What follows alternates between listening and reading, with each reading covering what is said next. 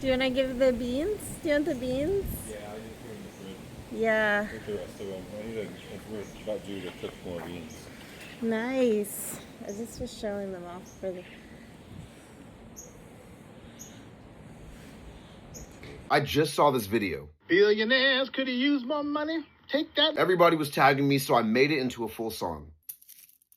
Where are my shoes? Last, add some bass. Let's hear it. Billionaires could have used more money. Take that money from the poor. Why do the poor need health care, really? Take Medicaid from the poor.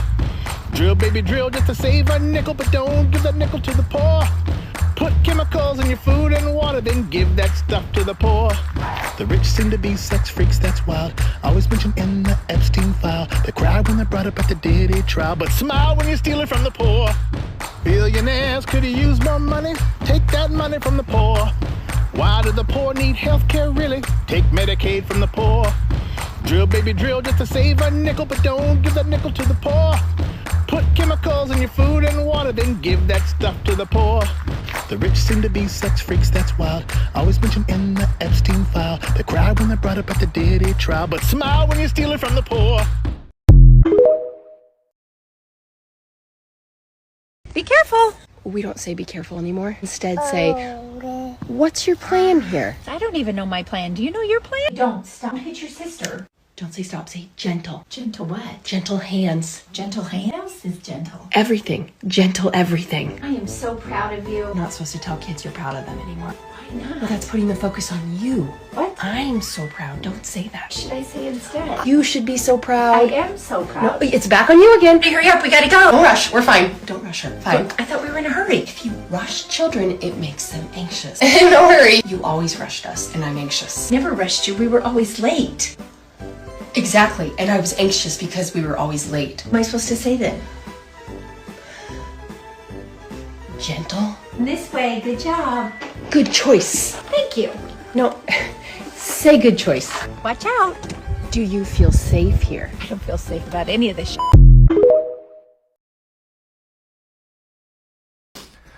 An adult does not need your help to do anything.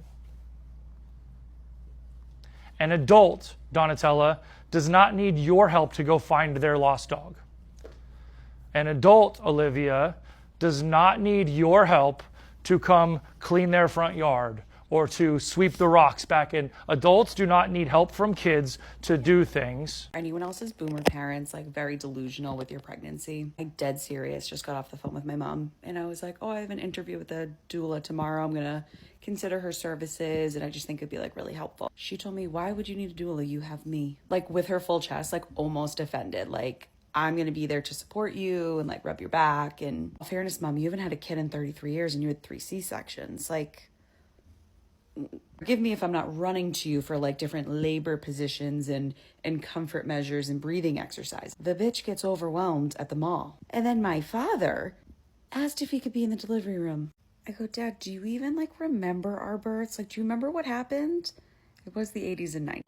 Like, we're close, but we're not that close. And we're not about to get that close. You know what I'm saying? I don't normally talk about movies, but what the fuck? In the new Lilo and Stitch movie, Nani, at the end of the movie, gives up custody for Lilo to go to school on the mainland outside of Hawaii. What? That's, like, I've never, as a social worker who's very familiar with the Lilo and Stitch, not only movie, but series, like, I think it's so beautiful. As someone who was a kid who had to experience the foster care system firsthand, like, who made this choice to have an indigenous woman who tragically lost her parents and who's desperately trying to keep her sibling out of the system, just willingly give her up, to disregard the entire point of the animated series, which is, like, they found their family, like, their family was just different. Families are different sometimes, and sometimes support looks like communal support and not just, like, your mom and your dad. Like, to completely undercut that, to undercut, like, how in the movies they are pushing back against the colonization of Hawaii, to do this is kind of fucking crazy. Disney, what the fuck is going on, bro? Like, Do we need to get some creatives up in that room? Because clearly somebody's missing the mark. What an awful, horrendous choice, especially with the climate that we're in politically right now. And I don't know why people are trying to say that it's a good thing to give up your sibling who, in the movies, Nani is clearly trying to prevent from going into the system. Giving her up willingly is a positive ending. To who? Again, worked in foster care for years. It is nothing, like, I hate to say nothing because it's not nothing, but it's not a positive experience. It is very deeply traumatizing to go through the foster care system. What the fuck? Especially when it comes to indigenous people, black and brown people. What the fuck? Disney. No, that was horrible. Yeah. I'm gonna hold your hand when I say this, but rushing is a symptom of being a controlling person. I think we all got a little bit of a control freak in us sometimes, and I think it's an important reminder to remember that that comes from fear, and it comes from the subconscious belief that if we can control our environment, the world around us, then we will be safe. And what we need to remember is that the world is a safe place, and that we don't need to be hyper vigilant. We don't need to be fast or rushing to get somewhere and then to get to the next place and the next place. All of that safety is right here in this moment. And the sooner you recognize that, the sooner you will be free. Love you. I don't know why you get so mad about this. I'm just asking questions. You know you're not asking questions. Yes, I am. Trying to open my mouth and cram a bunch of your horse shit down my throat, and I'm not going to take it. Okay.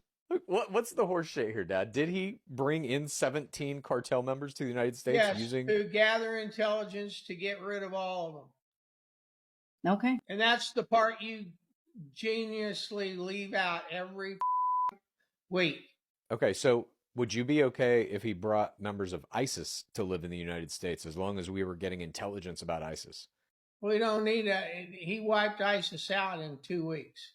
I was a bit surprised to see that he let him in, but they didn't surrender.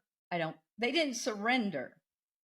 They, To my knowledge, these 17 members of that cartel are now living in America witness protection style. We taxpayers are paying for their lives. 100% correct. I'm very surprised that you're okay with this, especially because one of your main points that you always make is border security. We have to be safer here. right. We already are. And guess what? We already are, you dumbass. Oh my God. You know, one of the things going on in this economy that I don't think people realize is how many middle-class kids are growing up to be poor adults. And what I mean is all these kids who grew up in middle-class households where they watched where their parents were able to afford vacations and a nice house and 2 cars and all these things that they thought was normal. And then they did all the things that were supposed to be right. They went to college, they got the degrees, they did all this, and now they can't find a job that will pay anywhere near what they expected their life to be. Because what it required to live the middle class lifestyle 20 years ago is so much crazier than what it is now. Like, the average family can't afford to buy a house. So these people who grew up in middle class environments and are expecting a middle class life are now poor. None of them ever had to eat rice for a week straight. So with this recession that's coming, the people who grew up poor are going to be all right. Like, it's going to suck going back to eating beans and rice, but we're used to it. But like these middle class kids, they have no idea how to be poor. That's going to get ugly. I'm curious to hear from you, what part of yourself did you have to cut off to survive your narcissistic family system? For me, it was my truth and my voice. So I was a singer, and it was really all about, I think, finding the voice that I wasn't allowed to have in my family, but I didn't realize that till later in life. And the feeling of like being silenced and like I'd rock the boat or ruin everything if I were to speak my truth. And so I think a lot of my truth went underground as well as my courage. And I didn't know that I could be like pretty blunt and direct and even commanding at times, because that wasn't something that was permitted. And so I'm wondering what it is for you. What was the part of you that you had to cut off, that you buried in order to survive? And have you found it? Have you been working on getting it back?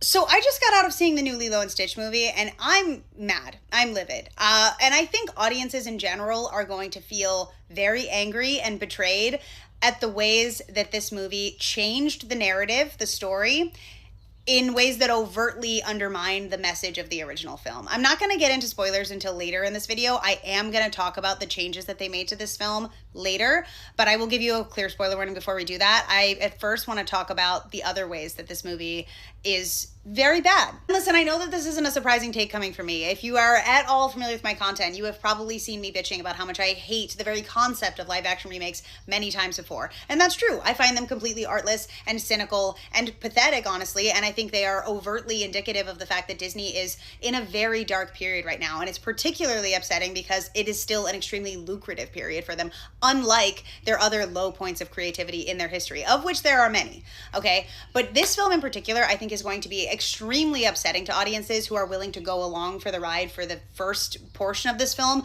before they're kind of blindsided by the changes made towards the end. So the other non-spoiler stuff, it has a lot of the same problems as all of the other live action remakes. The CGI frankly looks like shit, okay?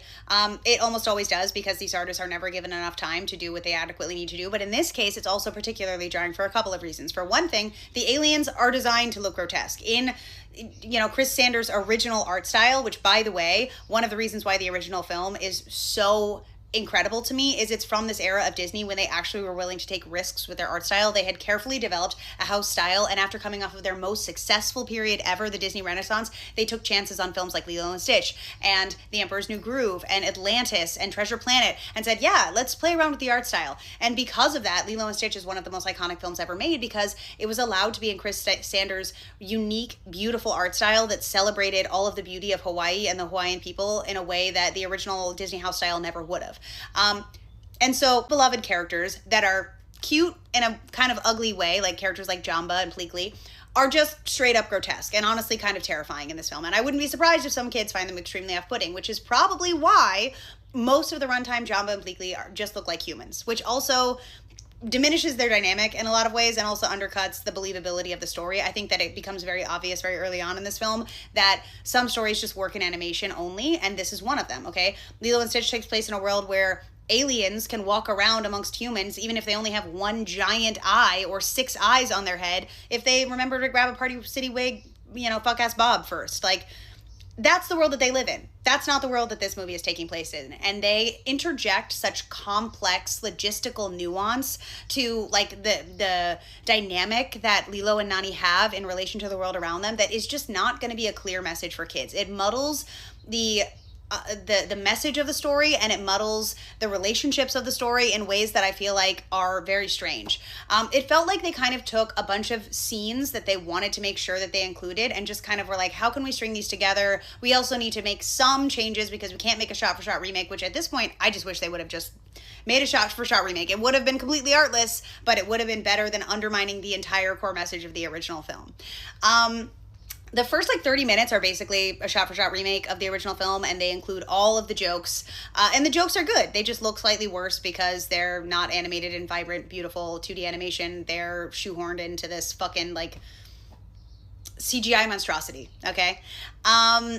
But yeah, there's a lot of similar problems that you see in a lot of these movies that are not unforgivable to the audience that eats this up every time, but not something that I enjoy or think is worthwhile at all. But let's get into the actual meat and potato spoilers of this, okay? So if you don't want to see, there's going to be spoilers. Just to rip the Band-Aid off, Nani gives up custody of Lilo at the end of this movie. Surprise! And if you're sitting there and you haven't seen the movie and you feel like you just got punched in the gut, that's how I felt this morning when I read a tweet that said that. And I thought, that can't possibly be true. That's when I booked the ticket to go see this movie myself. I wasn't even sure if I was going to talk about it. I think that it's incredibly irresponsible to take a movie that is about Native Hawaiian people, indigenous people, that are systemically disenfranchised by the state, by the U.S. American state, and say, you know what, actually, the state's the hero here. At the end of the day, the foster care system works, okay? Nani couldn't have taken care of Lilo. That was too much responsibility for her. I understand that Nani is a young woman and she didn't choose to be saddled with a child. She didn't have a kid. Their parents died. She got put in a shitty situation just like Lilo. But realistically, losing Nani, and by the way, Nani doesn't just give up custody of Lilo, she goes to college on the mainland, which I also think is a weird choice for a story that could have been, and in the original film seems to be, about celebrating their ancestral lands and rejecting colonialism, even in small ways. Strange choice. But it would be traumatizing for Lilo to lose her last remaining family member. They paint it in the film as this empowering thing that their parents would have wanted Nani to follow her dreams and be a marine biologist. I don't fucking get it. I don't think it makes sense. I think that children's media, and as much as people like to push back on this, Lilo and Stitch is a piece of media made for children. I still love it. And I think that media designed for children, like the Alice in Wonderland books and the Chronicles of Narnia books and A Wrinkle in Time, any number of films, they're still very much enjoyable for adults, but the messaging is very simplified because children don't have a logistical context for the way that the world works, okay? Putting scenes in this movie about Nani realizing that she has to make sure that they have insurance, okay? Having the social worker come to their house in the live action world feels far more jarring than it does in the animated world, because when they have to break into their own home and there's a pot boiling over on the stove, yeah, like in the real world, Lilo would be taken away from Nani that day. But this isn't a story that's trying to get into the logistical pros and cons of the foster care system. This is a story that's trying to teach children that sometimes life is horribly unfair and tragic, and sometimes things happen to kids that are unspeakably cruel, like they lose their fucking parents. And that is going to be a reality for some people in this world, for some kids. But movies like this are there to tell kids that even when life is horrible, you can be there for each other, and there will be people who will be there for you. And that's beautiful. Ohana means fucking family. I'm sorry, I'm literally getting worked up right now because I think it's ridiculous. And undercutting that message would be bad enough if it wasn't for the fact that Indigenous children are like disproportionately taken away from their families in the United States. Have been. There's a long historical precedent for it. And this movie seems to sugarcoat a lot of the commentary of the original film, pushing back on colonialism by having the vast majority of the characters be Hawaiian, or at least not white. Even like there's a couple getting married in the film at the beginning and they're like strategically not white looking. And I just feel like to suggest that this film that's about Native Hawaiian people ends with them choosing to, with the older one giving up custody of her sister to the state. Sure, they introduce a character, David's mother, who's like an elderly, like motherly figure that's lived next door to them their whole lives, and she's going to take custody of Lilo. I still think it's fucked up. I still think it's incredibly fucked up. I think it undermines the core central message of this film and what kids are supposed to take away from it, and also has a really poor real world parallel that does not seem well thought out at all. I really didn't like this movie. I think that it wasn't fun or funny up until the big change at the end, and then it was just outright uncomfortable for me. Ultimately, I really do think that Disney is in a very dark period in their history right now, and they've had ups and downs, and they've had they've made mistakes, and they've had rebuilding periods. But for all of his faults, and he did have many faults, I think that Walt Disney cared about audiences, and I think he cared about legacy, and I think it's not isolated to Disney. I think a lot of studio executives in Hollywood right now don't give a shit about legacy. I think they care about money, and that's pretty much it. And I think that that's obvious with what Disney is doing right now.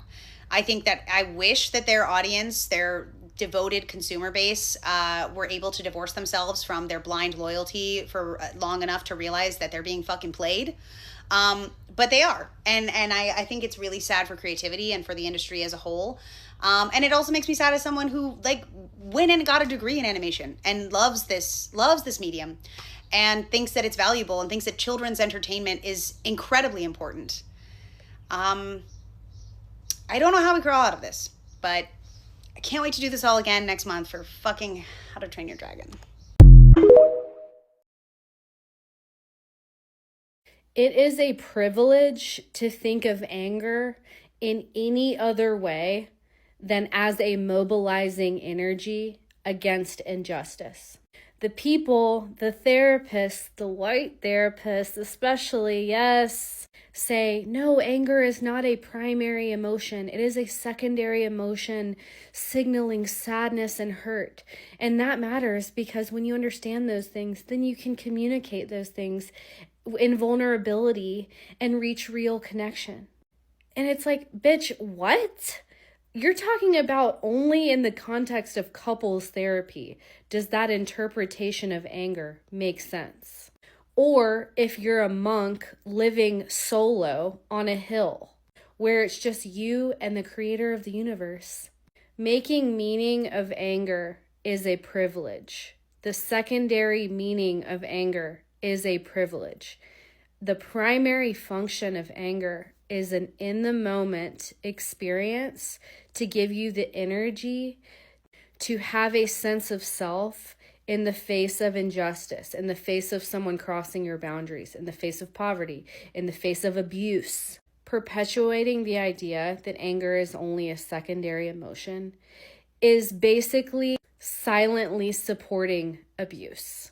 I will never let capitalism gaslight me into believing that humans are at their most productive and innovative with the constant threat of homelessness and starvation looming over them. No, sorry, just not going to do it. I once sat in a corporate meeting where the head of our company told us that there were going to be layoffs. No one knew who the layoffs were going to be because they weren't ready to come yet. And that those that were left needed to do more, even though there would be no support. We wouldn't get any utilities to help us. There would be no other types of rules introduced to help us.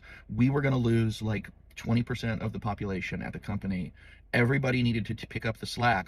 And with what was left, we needed to produce more value for shareholders. Otherwise, we were essentially told there would be more layoffs. They can hire more people. They can give you more money.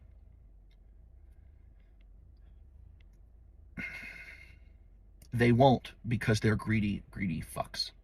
That's it. It's never about we can't afford to. It's always about we have to push the share value up and to the right into infinity in a closed, cancerous system. Please stop falling for their horseshit. If you can, do the least amount of work that you are able to without losing your job. And if you can, leave and go somewhere that makes you healthier.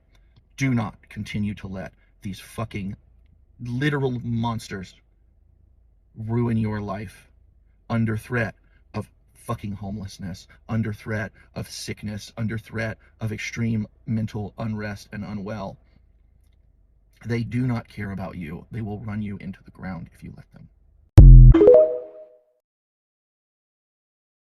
Hey guys, welcome to Camping with Steve. It looks like I got a trailer full of pallets, but let me tell you what, it's not pallets. Come on in. So it's just the outside veneer of pallets. The inside is all hollow, and there's a camper in there. The camper gets a little taller where I'm sitting, and I got a skylight in here from an old window. And there's some leakage because it is just pallets and a little bit of plastic wrap on it. And I got my security system.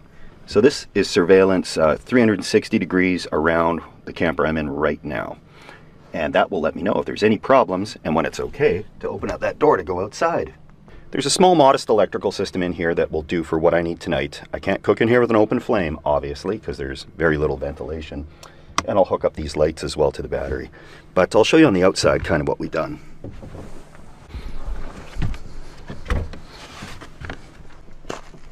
This door holds shut with a couple of magnets, one here and one over here. And when I'm in a parking lot getting in and out, I can just close that. But when I'm going down the road, I put another strap on the back to hold that all together. We got some bigger ratchet straps down there holding it together, but it's screwed together, so that's not going anywhere. Got these cameras put on with some pipe strapping, and we had to cover up some of the lights on it because at night it glows with a red light. That's not stealthy.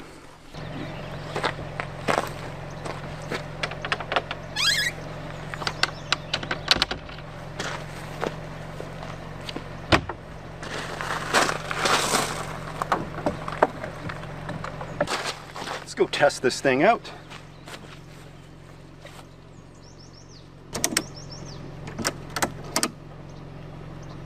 That's not going anywhere.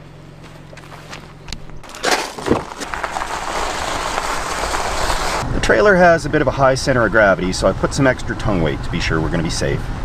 If anybody sees the trailer and actually believes it's pallets, they'll simply assume I'm en route to a bonfire somewhere.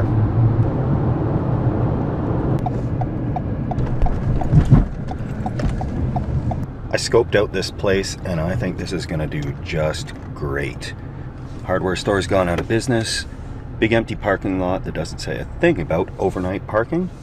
Lots of light and amenities close by. That makes a big difference. Yeah, this spot is pretty great. There is a busy highway on that side, but people are in a hurry, right? Closed down hardware store right here. Unfortunate, that was a good store.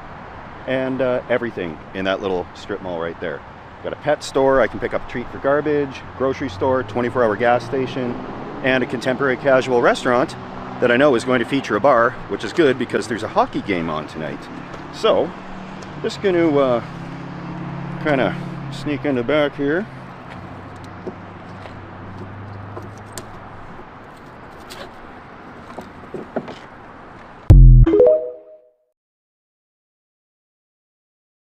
You know what else is wild? The fact that the original Lilo and Stitch came out before Disney had a resort in Hawaii, and so now they had to take out all the negative nuances in the first Lilo and Stitch related to tourism and how that's negatively impacting Native Hawaiians. Also, something that's really wild is kissing ass for a billion-dollar corporation. But you do you. I know I've said this a million times, but when a church doesn't offer a special needs or disability ministry, the body of Christ suffers. And I think tonight is a perfect example of that because one of our students in our buddy ministry is coming to serve tonight. And if we didn't have this buddy ministry and he wasn't in it, then he wouldn't have this opportunity to serve. And he helps so much. So let's go serve.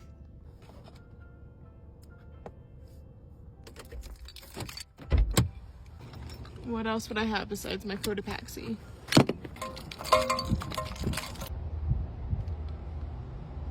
Okay, one of the things is when we stop the birthday bins and set up curriculum for next week. So that was so much fun. My encouragement to you, if you want to do something like this, is simply invite your students into whatever you're doing. You do not have to make it complicated. I needed to set up a space for a newer student in our ministry, so he helped me with that. I also needed to finish the senior goodbye gifts, which makes me so sad, but he helped me do those, and I will insert a photo because they turned out so cute. And then we have summer camp coming up, so there were a few things that I needed to finish, so he sat by me and he made the craft examples for me. That was pretty much it. We also went upstairs and I got him his own serve team shirt, as well as anytime you serve on a weekend, you get a snack, so he chose Cheetos. This kid truly has a heart for service and we want to foster that, and it was such a huge help for me. Like, I needed to get a lot done and we knocked it out and he crushed it. The only reason to get married is because you want to be more than what you are. But we've reduced marriage to getting what you want. If you're thinking that by getting married, you will have your needs satisfied, this is not a marriage. This is not going to be pleasant. It's going to be abusive, and you might be better off without it. The whole idea of marriage is, what can I do that is bigger than me? The simple answer is start a family. Let's make this clear. The reality is, as I am discovering, is that the big banks controlling our governments are stateless and have no particular need for any country to be more successful than the other, which chills the blood, doesn't it? Their only priority is that there is a global economic structure in place that is profitable for them. Doesn't matter where it comes from. So if China becomes the leading world power, they will be totally okay with that. The world is just a game of chess to them, and they're moving Trump like a chess piece to serve whatever their purpose or plan is. And I imagine that all the chess pieces get rewarded one way or another. Like, I don't know, Epstein is most likely still alive.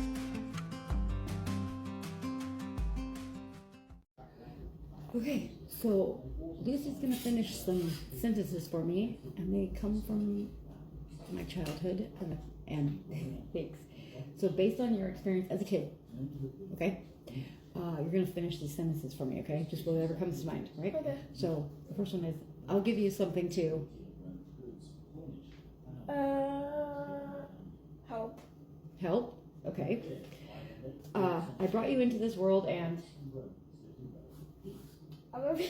I love you. Just wait until...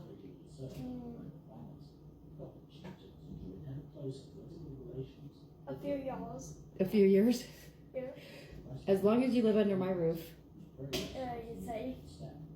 You're safe? Yeah? And children should be seen... With a parent. With a parent. I know all my answers are wrong. That's good. No, these are great Yeah. answers. It's great. It's a good job. I love you. Yeah, so breaking that generational bullshit. Let me show you the adapted curriculum from this weekend. I always have this out for the serve team, and then an example of the sensory activities. This was one of them. I have a video on my page that goes into depth about this. And then we did a Dot It craft. Some of our students struggle with fine motor skills, so Dot It is perfect. Then here is an errorless learning activity, laminated.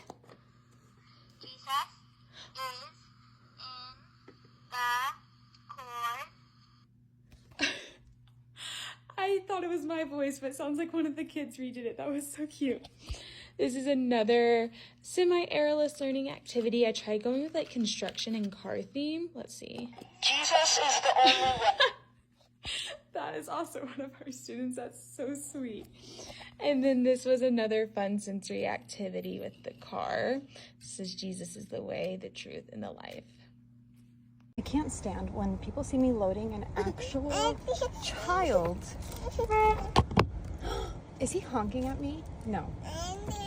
This guy is honking because he's trying to back into this spot right here behind me, but I have the car door open because I'm strapping her in. Oh, he's backing out. Let's see how far he goes. It's just frustrating.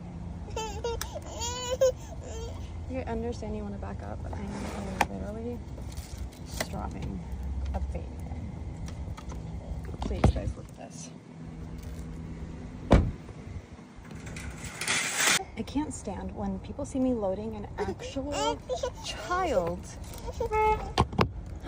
Is he honking at me? No. This guy is honking because he's trying to back into this spot right here behind me, but I have the car door open because I'm strapping her in. Oh, he's backing out. Let's see how far he goes. It's just frustrating. You understand you want to back up, but I am literally dropping a baby. Please, guys, look at this.